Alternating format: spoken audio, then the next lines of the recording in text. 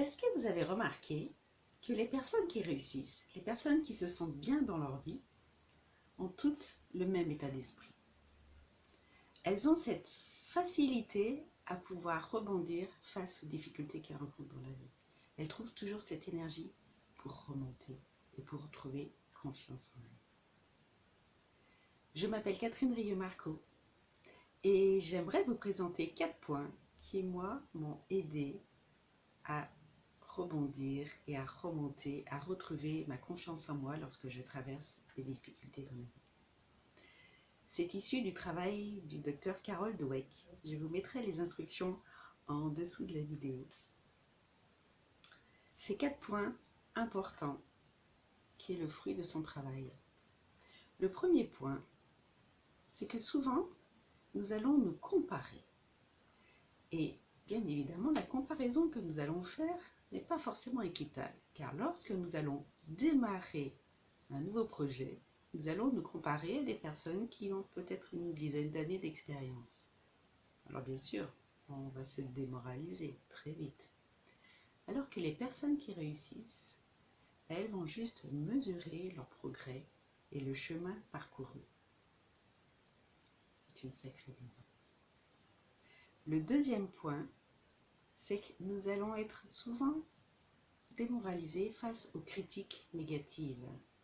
Nous ne faisons pas la différence entre ces critiques négatives et un feedback qui peut être constructif. Sachez que des critiques négatives sont souvent des jalousies déguisées. Mais pourtant, nous allons nous laisser abattre par ça. Et pendant des jours, voire des semaines, on va avoir du mal à remonter la pente. Parce qu'on a entendu des critiques qui vont venir casser le travail ou l'énergie de ce que l'on était en train de faire.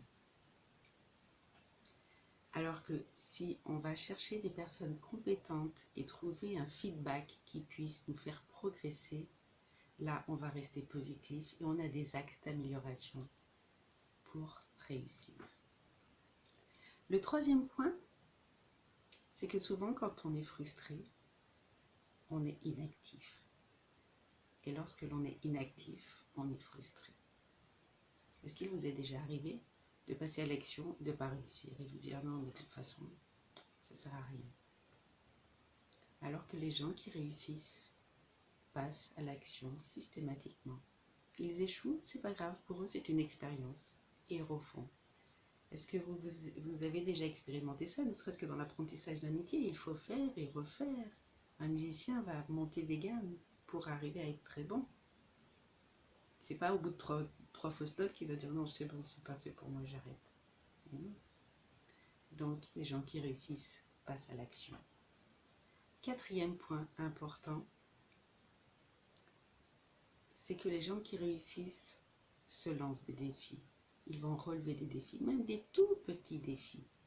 Même des petits défis dans leur vie du quotidien, dans des petites choses.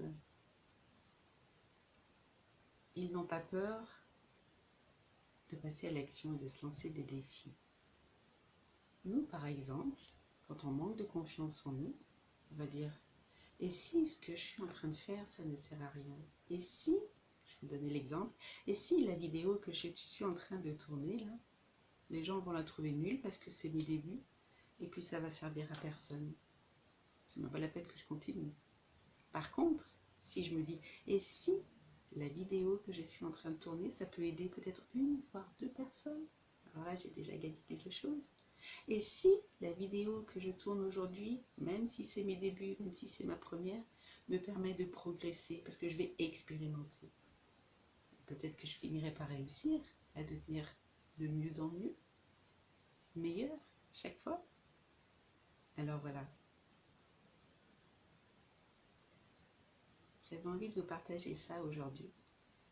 Si vous voulez mettre en application juste ces 4 points, vous allez voir que quelque chose va changer en vous.